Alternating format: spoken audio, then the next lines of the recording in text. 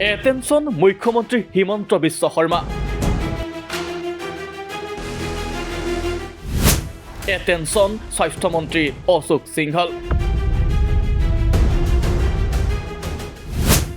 GMCHত ভয়ংকৰ কাণ্ড। GMCHত আৰ্জিকৰ কাণ্ডৰ পুনৰাবৃত্তি।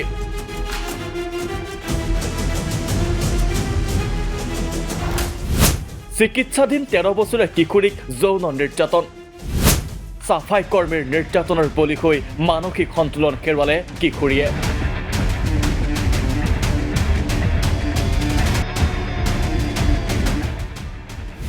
চৰম নিৰাপত্তাহীনতাত GMCHৰ ৰোগী অভিভাৱক।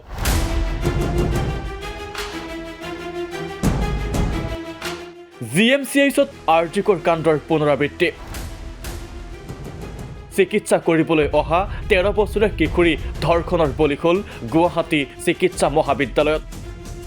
মাজনিশা বন্ধ ৱাছৰুমত সাফাই কৰ্মী আব্দুল ৰছিদৰ কামনাৰ বলি হৈ এতিয়া মানসিকভাৱে সন্তুলন হেৰুৱাইছে কিশোৰীগৰাকীয়ে। ঘটনা 19 জানুৱাৰীৰ নিশা তেতিয়া 12 বাজিছে। কি ঘটিছিল GMCHত?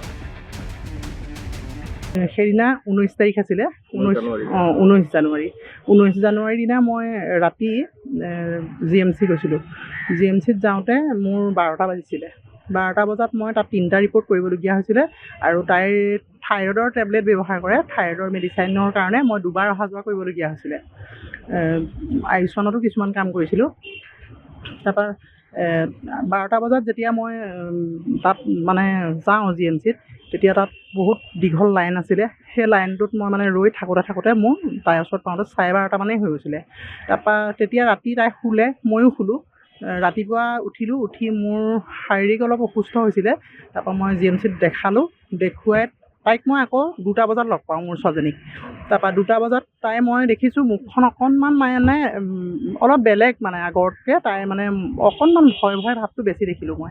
তেতিয়া মই তাইক সুধিলোঁ, ধুনু তোমাৰ আজি গাটো বেছি বেয়া নেকি? কিবা এটা খোৱা। মা মই একো নাখাওঁ, মোৰ ভোক নালাগে। তাৰপিছত তেতিয়া তাইক মই সুধি আছোঁ কি হৈছে কি নাই। তাৰপৰা তাই তেতিয়া মোক একো নক'লে। 6টামান বজাত মই যিগৰাকী বাইদেউৰ লগত GMCত গৈছিলোঁ নগাঁৱৰ, সেই বাইদেউগৰাকীয়ে মোক ক'লে যে বাইদেউ আপোনাক এটা কথা ক'ব বিচাৰোঁ। তাৰপৰা তেতিয়া মই সুধিছোঁ কি কথা? যে মাইনাক আপুনি মাৰপিট কৰিব নেকি? প্ৰথম মোক সুধিলে। তেতিয়া মই ক'লোঁ মাইনাক মই নেমাৰোঁ, কওক। তাৰপৰা বোলে আপুনি নামাৰিব, মই কেইটামান কথা গম পাইছোঁ, এটেণ্ডেণ্টৰ মুখত গম পাইছোঁ। মই বোলো কওকচোন। তাৰপৰা তেতিয়া মোক গোটেই হিষ্টৰীখিনি ক'লে। বিগত 13 জানুৱাৰীত গুৱাহাটী চিকিৎসা মহাবিদ্যালয়ত ভৰ্তি হৈছিল কিডনী ৰোগত আক্ৰান্ত কিশোৰীগৰাকী। কিশোৰীগৰাকীৰ লগত আছিল কেৱল মাতৃ।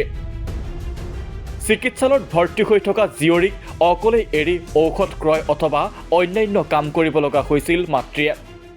আৰু তাৰেই সুযোগ ল'লে এই লম্পট আব্দুল ৰছিদে।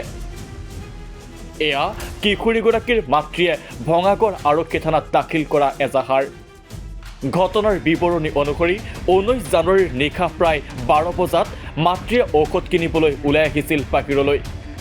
তেতিয়া চিকিৎসালয়ৰ ৰুমৰ কাষতে লাগি থকা ৱাছৰুমলৈ যাব লগা হোৱাত তাত নিয়োজিত এগৰাকী মহিলা সাফাই কৰ্মীয়ে কিশোৰীগৰাকীক হাতত ধৰি আগবঢ়াই নিছিল। ইতিমধ্যে সেই ৱাছৰুমত সোমাই আছিল আব্দুল ৰছিদ নামৰ সাফাই কৰ্মীজন। ঘটনাৰ বিৱৰণী মতে মহিলা সাফাই কৰ্মীগৰাকীয়ে কিশোৰীগৰাকীক ৱাছৰুমত ভৰাই বাহিৰৰ পৰা দৰ্জাখন বন্ধ কৰি দিয়ে আৰু তাৰ পাছতেই সাফাই কৰ্মী আব্দুল ৰছিদৰ কামনাৰ বলি হয় 13 বছৰীয়া কিশোৰীগৰাকী। মাইনাক মই সুধিলোঁ মোৰ কি হৈছে তোমাৰ? তেতিয়া তাই মোক গোটেই কথাখিনি খুলি ক'লে এনেকৈ যে মা মই তুমি যোৱাৰ পিছত মোৰ খুব প্ৰস্ৰাৱ কৰিব লাগিছিলে। তাৰপৰা প্ৰস্ৰাৱ কৰিব লাগিছে, মই এটেণ্ডেণ্টক মাতিছোঁ, কিন্তু টোপনি গৈ থকা দেখি মই বৰকৈ নেমাতিলোঁ। তেতিয়া মই ইফালে সিফালে চালোঁ, তুমিও অহা নাই। আৰু নহাৰ কাৰণে কৰবী বাই ৰৈ আছিলে। কৰবী তাৰ চুইপাৰ হয়, লেডিজ। তাৰপৰা তেতিয়া কৰবী বায়ে মোক হাত বাউলি মাতে।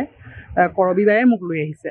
তাৰপৰা কৰবী বায়ে যেতিয়া মোক লগ ধৰিছে, তাৰ আগত মোৰ ছোৱালীজনীয়ে নাজানে যে তাত এজন ল'ৰা সোমাইছে। সেই মুছলিম ল'ৰা এজন তাত সোমাইছিলে বাথৰুমত। আগতীয়াকৈ সেই ল'ৰাজনক সোমাই থৈছে কৰবীয়ে। সেইজন চুইপাৰ হয়। তাৰপিছত মোৰ ধুনুৱেতো সেইখিনি নাজানে মোৰ ছোৱালীজনীয়ে তাত যে ল'ৰা এটা সোমাই আছে আগতীয়াকৈ, তাইৰ পাচাব অত্যন্ত বেছি চাগে জোৰেৰে লাগিছিলে। তেতিয়া সেই ছোৱালীজনীয়ে যিজনী কৰবী, সেই কৰবীয়ে মোৰ ছোৱালীজনীক হাতেৰে ধৰি লৈ আহিছে, মই লৈ যাম তাৰপৰা নি ল'ৰাটোৰ আগত তাত সোমাইছে। তাৰপিছত কৰবীয়ে দৰজাখন মাৰি দিলে।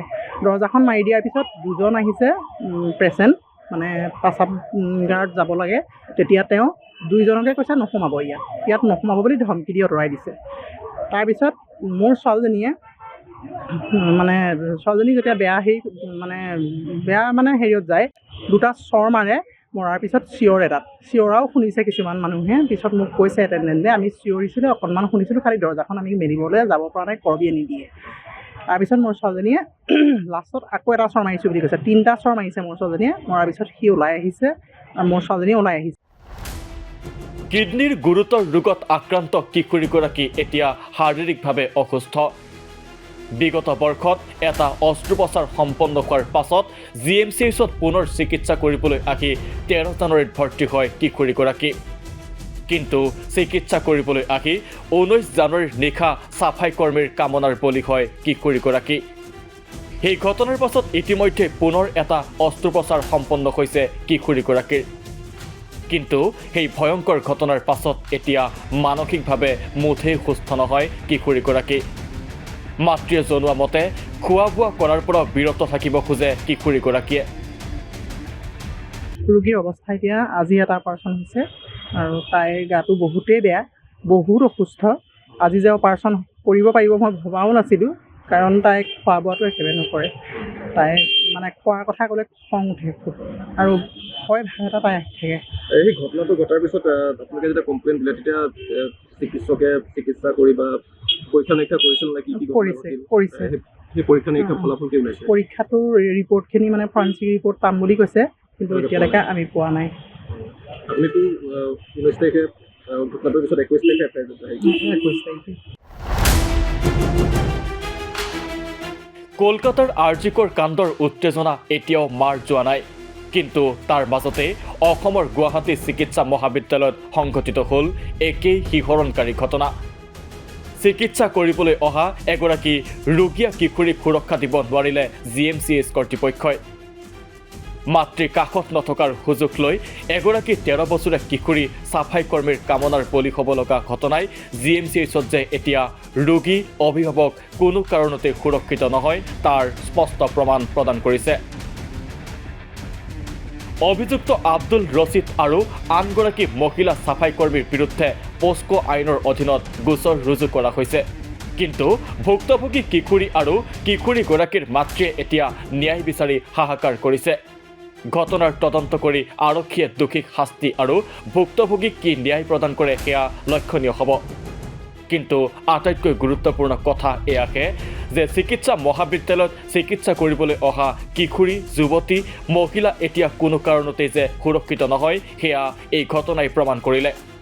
চিকিৎসাধীন হৈ থকা এগৰাকী 13 বছৰীয়া কিশোৰী কেনেকৈ চাফাই কৰ্মীৰ কামনাৰ বলি হ'ব লগা হ'ল তাৰ উত্তৰ দিবনে এতিয়া GMCH কৰ্তৃপক্ষই।